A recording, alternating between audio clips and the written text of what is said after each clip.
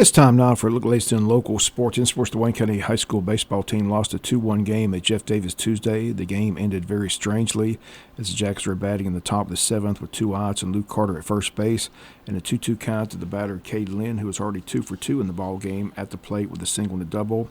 On the 2-2 pitch, Luke Carter hits to second base and is in scoring position as the umpire calls Luke Carter safe. But a few seconds later comes up and says that Cade Lynn swung at the 2-2 pitch and calls Cade Lynn out, and the ball game over.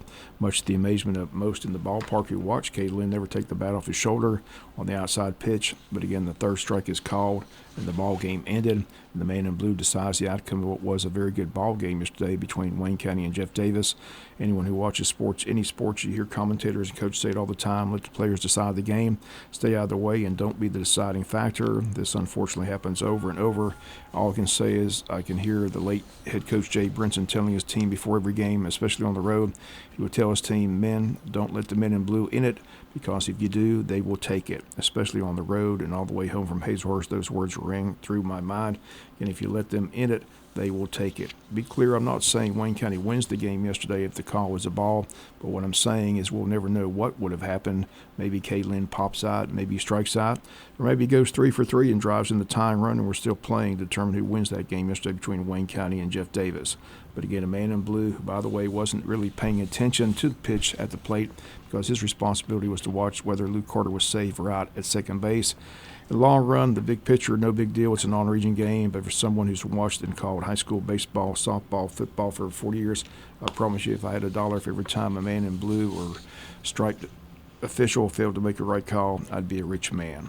Jackets back in action Thursday. They'll be at home hosting Lee County, another non-region ball game, but against a good 5A baseball team. Game time tomorrow at 5 o'clock. Our pregame tomorrow here at 4:50. That JV game that was postponed early this week against Ware County has been rescheduled for today. JV will host Ware County today at Howard Bill Warren Field.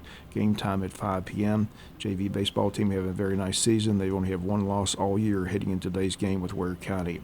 Varsity soccer teams victorious Tuesday, taking on Bradwell Institute at home. Senior night, the boys win 3-0. Goals scored by Caleb Copeland, Juan Ocampo, and Emmanuel Herrera. Another goal, assist by Caleb Copeland and Eli Tyre. Varsity girls win 2-1 over Bradwell. Goals by Charlie Stewart and Kelly Sumner, assist by Arlen Rivero. Golf team was in Statesboro yesterday playing the Forest Heights Country Club golf course. The boys score. Southeast Bullock wins it with a 152.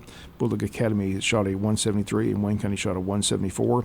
Individually for Wayne, Raven Woodward had a 40, Landon McGrady 44, Jack Morgan 45, Austin Carter 45, Tyler Kent 46, and Ren Johnson 46. In the girls' match, Southeast Bullock wins the match. They shot 83. Wayne shot 96. Bullock Academy shot 100.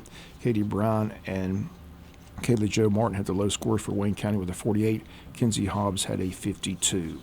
Recreation scoreboard from last night in 12U baseball. The Phillies beat the Mets 8-4. The Dodgers beat the Braves 12-2. In 10U baseball was the A's 9. Losing to the Party Animals 11-9. Orioles beat the Reds 7-3. The Braves beat the Diamondbacks 10-2. 8U softball was the Jackets 6, Hurricanes 2.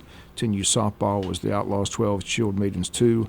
Jackets 16, Tigers 1. In 8U baseball, it was the Bees 6, Padres 0. Orioles 10, Braves 1. Braves close out a 3-game series with the LA Dodgers in Los Angeles this evening. First pitch at 8:38 here on Big Dog Country FM 105.5. Braves still winless as they lost in Los Angeles to Dodgers Tuesday night by a final score of 3-1. Braves are now 0-6. This is the 6th time since 1901 that the Braves have lost their first 6 ball games, and the 4th time since they moved to Atlanta back in 1966. None of those previous 0-6 seasons ended well for the Braves. At worst, they lost 106 games in 1988. Their most recent 0-6 start was in 2016. That grew to a 0-9 start, and they lost 93 games that season. The bad news is the Braves have never made the playoffs after an 0-6 start. And Braves and Dodgers tonight here on Big Dog Country FM 105.5 FM. That's going to do it for latest in local sports. Sports